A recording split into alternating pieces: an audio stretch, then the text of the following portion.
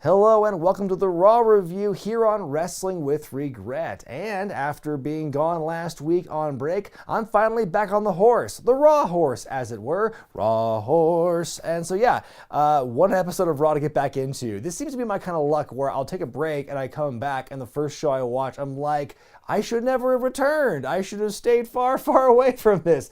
This episode had its moments, which we'll get to, but there is a bit to talk about with this show.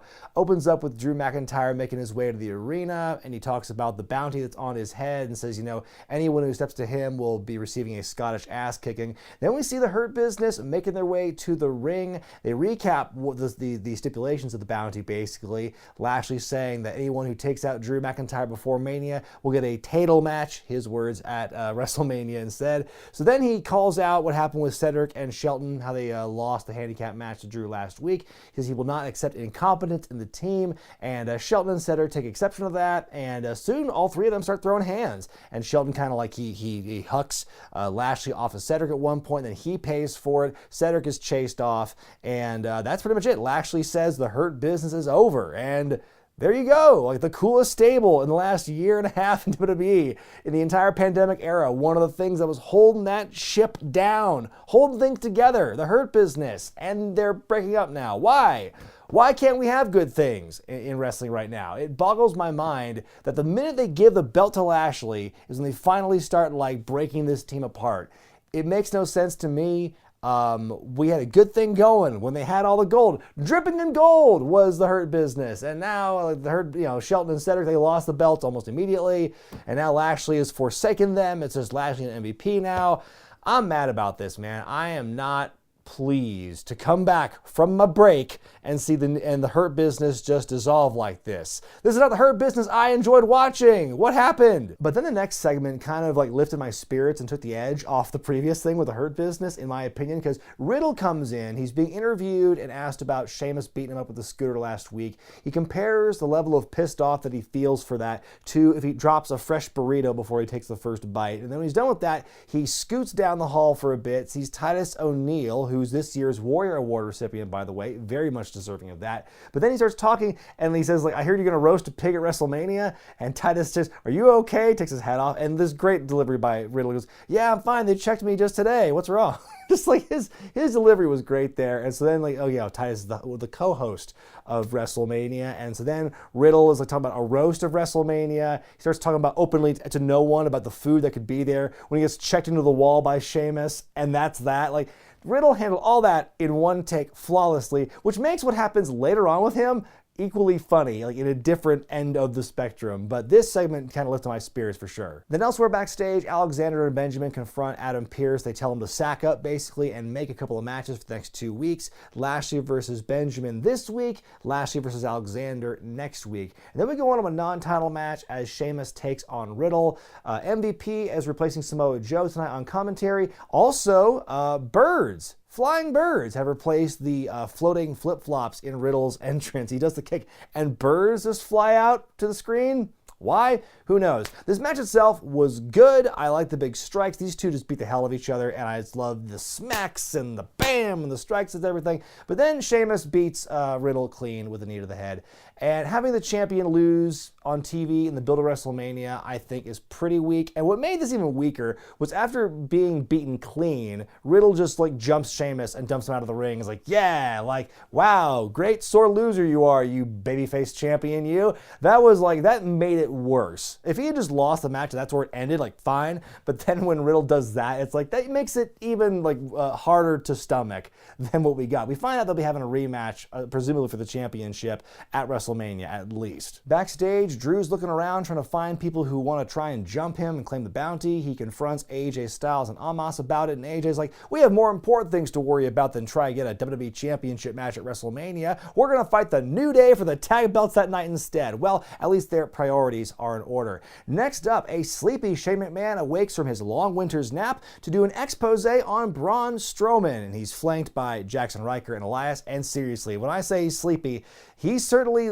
seems like he just woke up, because he had no energy here, brought the entire vibe down. I'm already not a fan of this storyline to begin with, but this has really killed it for me, because he brings out this very photoshopped report card from Braun Strowman in the 5th grade. Apparently his real name in 5th grade was Braun Strowman. Who knew? So it shows these bad grades and everything, and Shane is just, again, sleepily reading through this stuff. I mean, either he's sleepy or he's bored and he doesn't want to do this and he's reading this in protest. But I mean, he's done stupider shit and he's had far more energy here. This was probably the worst Shane McMahon promo I've ever heard. And that's including the one a few weeks ago where he stuttered half the time. But the coup de grace of this whole bullshit was this really bad, obvious Photoshop of Braun, adult Braun with a dunce cap, and for whatever reason, a WrestleMania 15 emblazoned sweater. Like, was he in 5th grade in 99? I have to fact check that one. So anyway, Braun comes out for his match with Jackson Ryker, and interesting note about this show, because MVP is playing heel on commentary the whole time pretty much, except for this match where he actually says that Shane's going too far, just being a bully against Braun.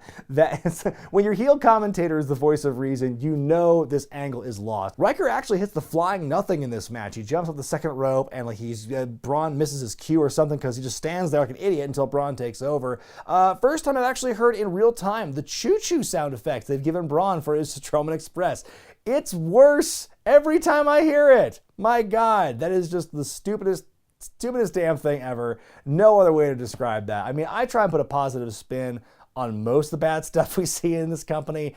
Not much defending that one. So anyway, Strowman beats Ryker. He's beaten down by Elias and Shane. He powers out, the baddies run off. And then Strowman, also very low energy here, but at least he just wrestled, so he has an excuse. He announces the stipulation for the match with him and Shane at WrestleMania. It's going to be a solid steel cage where his goons can't interfere, which means they absolutely will.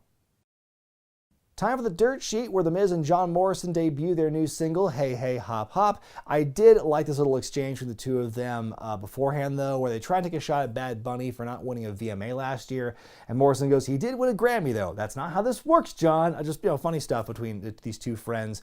And by the way, the Miz's promo here was actually pretty entertaining, how he's going to make Bad Bunny pay for all the embarrassment done to him at WrestleMania. Thank God Miz and Morrison are the foils in this match with Bad Bunny. I don't think anyone else could really pull it off the way these guys do with their unironic conviction about this angle. So they play the music video, and like the first half of it is like, well, that's a bit generous. The first third of it, I think, is pretty funny, because it's like it goes back and forth between shots of them in white suits and then in bunny suits, and like the rapping, and John Morrison rapping a lot in Spanish, and the Miz is there as well. Like, it's entertaining, and then it just keeps going. Like, oh, this is like a full-length song they're doing here, like a radio single, basically, with a full video, which looks like they put a lot of work into this video, between all the different elements of them in the 2 different takes of them in the bunny suits, the regular suits, on stage and on green screen, all the stock footage they used, all the sound effects they put in there, and all the footage, especially the shot of Miz hitting Bad Bunny with the guitar over and over again. Like, it just became incessant by the end of it. Like, the whole second half of this video, I just wanted to just like, can we stop? I was expecting Bad Bunny to interrupt the video, but we didn't get to the whole video plays. At that point, the joke's totally dead.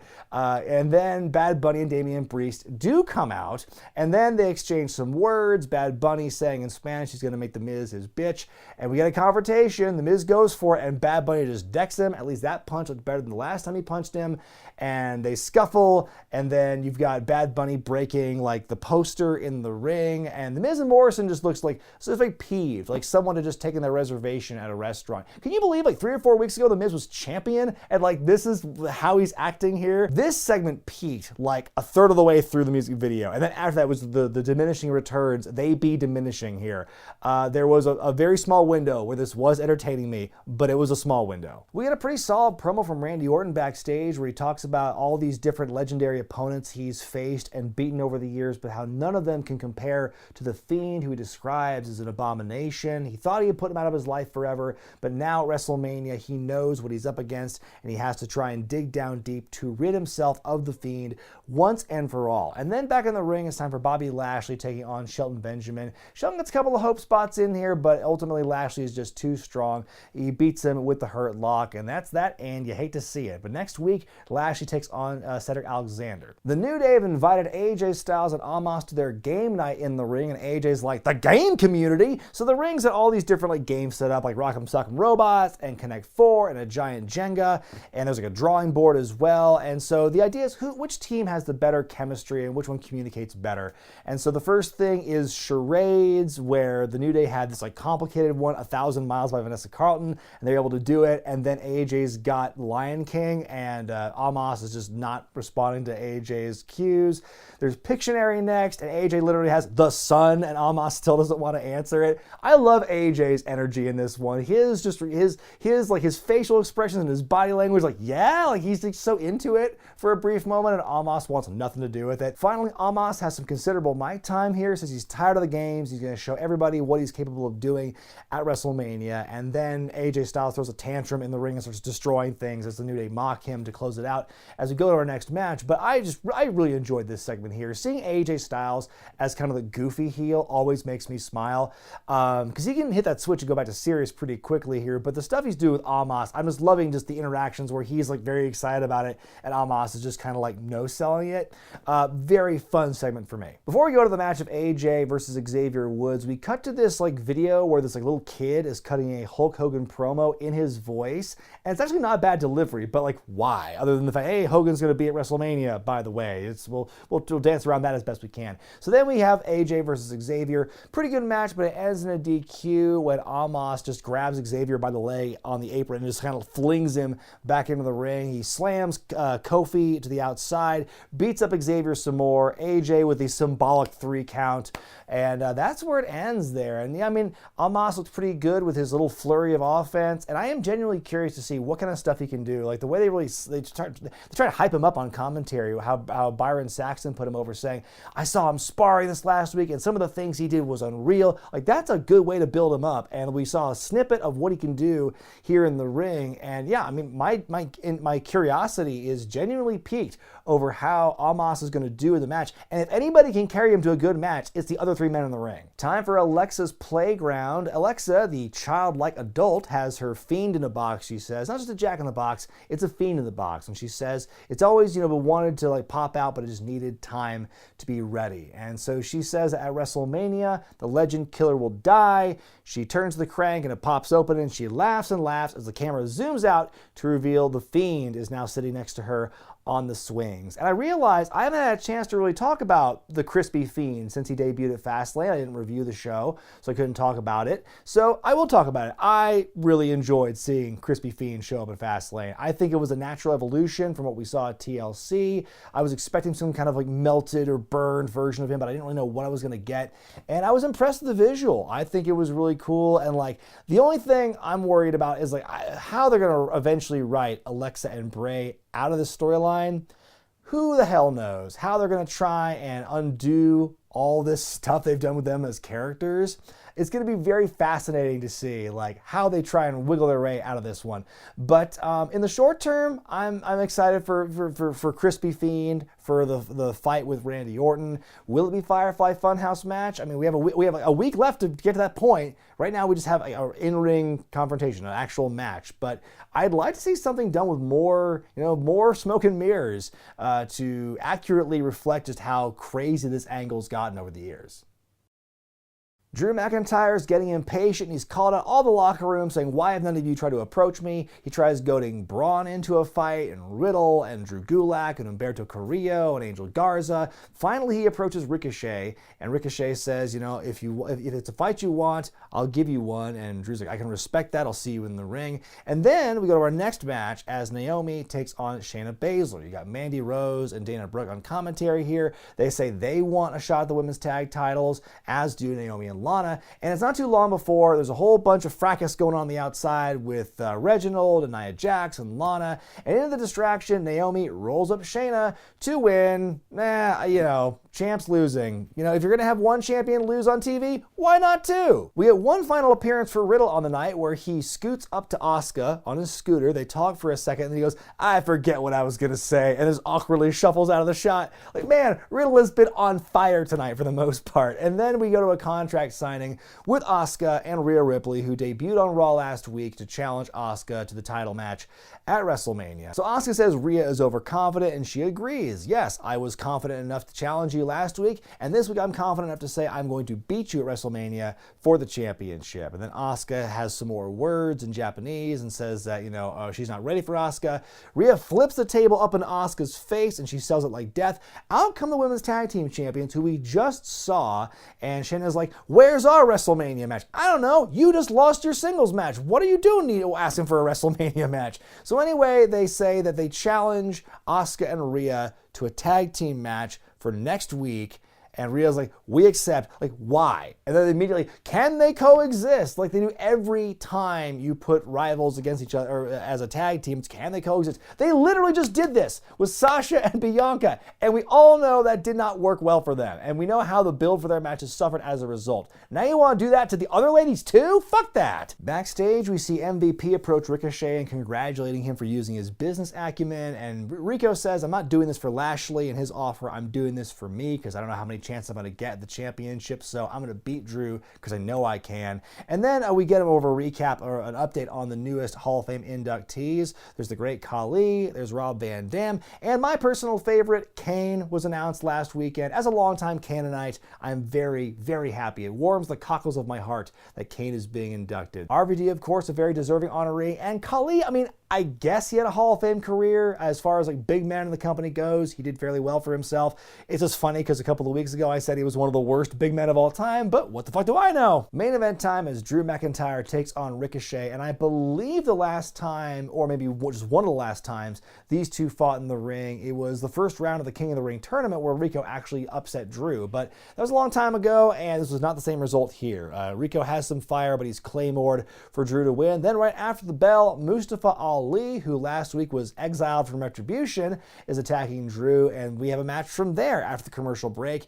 Very similar story. Mustafa gets some offense in. He starts attacking Drew's leg, but he's picked out of the sky with a big headbutt and a claymore for Drew to once again win.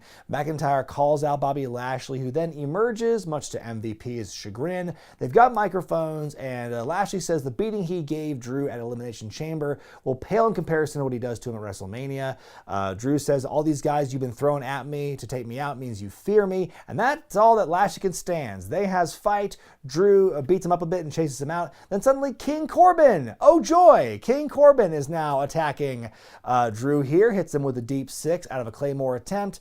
And man, like, you tell me they broke up the Hurt Business for Lashley to start working with King Corbin again? Why? Why are we doing this? That is not a trade. That's not a trade up. That's a trade down. I don't want to see any more references to this three-man power trip of Corbin and his cronies, Drew McIntyre and Bobby Lashley in 2021. Well, didn't we have Corbin fight Drew before Survivor Series? Am I wrong? I thought we had that as well as part of the whole brand-to-brand invitational bullshit. Now we're going to get that again probably on SmackDown this week before, oh my God, no, don't, after a night like tonight, why bring Corbin into this? My grade for this, my first Raw back from my break, is a D+.